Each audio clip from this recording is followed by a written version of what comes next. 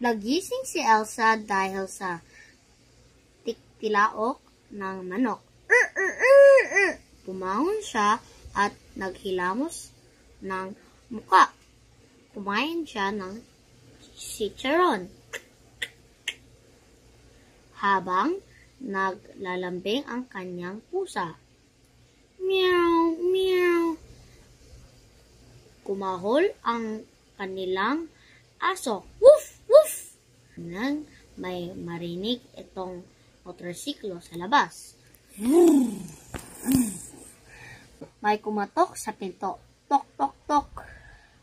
At ito ay dahan-dahan bumukas. Pumasok ang kanyang kapatid na si Anna. Biglang umulan ng malakas na may kasama pag-ulog. Nagulat si Elsa at siya ay napasigaw. Ah! Masaya silang nagtawanan ng kanyang kapatid.